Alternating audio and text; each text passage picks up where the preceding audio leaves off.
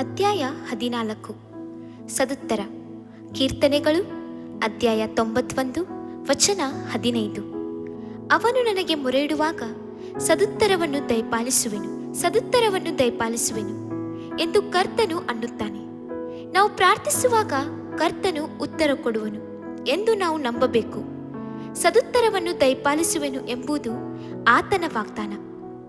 The open Windows, ತೆರೆದ ಕಿಟಕಿಗಳು ಎಂಬ ಪುಸ್ತಕದ ಲೇಖಕರು ಒಂದು ಸಂಭವವನ್ನು ಹೇಳುತ್ತಾರೆ.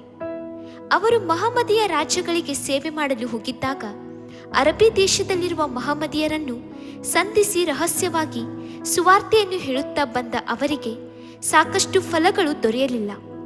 ಅನೇಕ ತಿಂಗಳು ಕಳೆದು ಹೋಯಿತು. ಆದಾಗ್ಯೂ ಅವರು ಮನಗುಂದಿ ಹೋಗಲಿಲ್ಲ. ಒಂದು ದಿನ ಸಂಜೆಯಲ್ಲಿ ಒಂಟಿಯಾಗಿ ಪ್ರಾರ್ಥನೆ ಮಾಡುತ್ತಾ ಮರುಭೂಮಿಯ ಹಾದಿಯಲ್ಲಿ ನಡೆದು ಹೋಗುತ್ತಿದ್ದಾಗ ಒಂದು ಅಚ್ಚರಿಯ ಸಂಭವ ನಡೆಯಿತು. ಅವರ ಹೃದಯವು ಕರ್ತನನ್ನು ನಿರೀಕ್ಷಿಸುತ್ತಾ ಅಪ್ಪ, ತಂದೆ ಎಂದು ಕರೆದಾಗ ತನಗರಿವಿಲ್ಲದೆ ಅವರ ಬಾಯಿ ಮಗನೇ ಎಂದು ಮಾರುತ್ತರ ಕೊಟ್ಟಿತು. ಅವರು ಯೇಸುಕ್ರಿಸ್ತನೊಂದಿಗೆ ಮಾತನಾಡುತ್ತಾ ಇದ್ದಂತೆಲ್ಲ ಅವರ ಸ್ವಂತ ಬಾಯಿಯು ಕರ್ತನ ಮಾತುಗಳನ್ನು ಹೇಳುತ್ತಲೇ ಇದ್ದಿತು. ಅವೆಲ್ಲವೂ ಹೌದು ಎಂಬುದಾಗಿಯೂ ಅಮೇನ್ ಎಂಬುದಾಗಿಯೂ ನೆರವೇರುತ್ತಲೇ ಬಂದವು. ಕರ್ತನು ಈ ರೀತಿಯಾಗಿ ರಹಸ್ಯಗಳನ್ನು ಪ್ರಕಟಿಸುತ್ತಿದ್ದನು. ಕೇಳಿದವರು ಬಹಳ ಆಶ್ಚರ್ಯಪಡಲಾರಂಭಿಸಿದರು.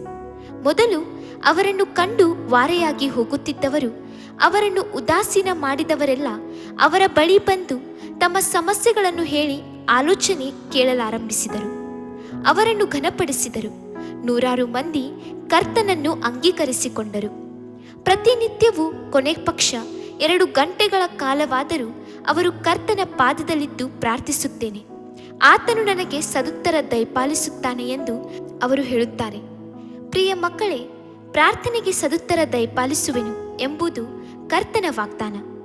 ದೀನ ದರಿದ್ರರಿಗೆ ಯೆಹೋವನೆಂಬ ನಾನು ಪ್ರಸನ್ನನಾಗುವೆನು. ಇಸ್ರಾಯೇಲಿನ ದೇವರಾದ ನಾನು ಅವರನ್ನು ಕೈ ಬಿಡೆನು. ಯೆಶಾಯ ಅಧ್ಯಾಯ 41 ವಚನ 17. ನಾವು ಮಾಡುವ ಕಾರ್ಯವೇನು? ಕರ್ತನು ಉತ್ತರ ದಯಪಾಲಿಸುವವರೆಗೆ ಕಾದಿರುವುದಿಲ್ಲ. ಪರಲೋಕದ ಬಾಗಿಲನ್ನು ತಟ್ಟುತ್ತೇವೆ, ಆದರೆ ಕರ್ತನು ಬಂದು ತೆರೆಯುವ ಮೊದಲು ನಾವು ಓಡಿ ಹೋಗುತ್ತೇವೆ. ಅನೇಕರ ಪ್ರಾರ್ಥನೆಗಳು ಒಂಟಿ ದಾರಿಯ ಪ್ರಾರ್ಥನೆಗಳಾಗಿವೆ. ಅವರು ಮಾತ್ರ ಮಾತನಾಡಿಕೊಂಡೇ ಹೋಗುವರು. ಕರ್ತನು ಉತ್ತರ ಕೊಡುವ ಮೊದಲೇ ಪ್ರಾರ್ಥನೆಯನ್ನು ಮುಗಿಸಿ ಬಿಡುವರು. ಸತ್ಯವೇದವು ಆಗ ಅವರು ಬೇಡುವುದರೊಳಗೆ ಸದುತ್ತರವನ್ನು ದಯಪಾಲಿಸುವೆನು, ಅವರು ಹೇಳುತ್ತಿರುವಾಗಲೇ ಕೇಳುವೆನು ಎಂದು ಹೇಳುತ್ತದೆ. ಎಲ್ಲರಿಗೂ ಚೆನ್ನಾಗಿ ಗೊತ್ತಿರುವ ಒಂದು ವಾಗ್ದಾನವು ಸತ್ಯವೇದದಲ್ಲಿದೆ. ಯೆರೆಮೀಯ ಅಧ್ಯಾಯ 33 ವಚನ 3. ನನ್ನನ್ನು ಕೇಳಿಕೋ, ನಾನು ನಿನಗೆ ಸದುತ್ತರವನ್ನು ದಯಪಾಲಿಸಿ ನಿನಗೆ ತಿಳಿಯದ ಮಹತ್ತಾದ ಗೂಢಾರ್ಥಗಳನ್ನು ಗೋಚರಪಡಿಸುವೆನು ಎಂಬುದೇ. ಪ್ರಿಯ ದೇವ ಮಕ್ಕಳೇ, ಕರ್ತನ ಬಳಿ ಪ್ರಾರ್ಥಿಸುವಾಗ ಆತನ ಸನ್ನಿಧಾನದಲ್ಲಿ ಇನ್ನು ಸ್ವಲ್ಪ ಹೊತ್ತು ತಾಳ್ಮೆಯಿಂದ ಕಾದುಕೊಂಡಿರಿ. ಕರ್ತನು ತನ್ನ ಮೇಲುನುಡಿಯಲ್ಲಿ ಮಾತನಾಡಲು ಆಸ್ಪದ ಕೊಡಿರಿ. ಮೋಶೆಯೊಂದಿಗೆ ಮುಖಾಮುಖಿಯಾಗಿ ಮಾತನಾಡಿದಾತನು, ದಾನಿಯೇಲನೊಂದಿಗೆ ದೇವದೂತನ ಮುಖಾಂತರ ಮಾತನಾಡಿದಾತನು ನಿಶ್ಚಯವಾಗಿಯೂ ನಿಮ್ಮೊಂದಿಗೂ ಮಾತನಾಡುವನು. ನೀವು ನನ್ನಲ್ಲಿಯೂ ನನ್ನ ವಾಕ್ಯಗಳು ನಿಮ್ಮಲ್ಲಿಯೂ ನೆಲೆಗೊಂಡಿದ್ದರೆ ಏನು ಬೇಕಾದರೂ ಬೇಡಿಕೊಳ್ಳಿರಿ, ಅದು ನಿಮಗೆ ದೊರೆಯುವುದು. ಯೋಹಾನನು ಬರೆದ ಸುವಾರ್ತೆ ಅಧ್ಯಾಯ 15 ವಚನ 7. ಅಮೇನ್.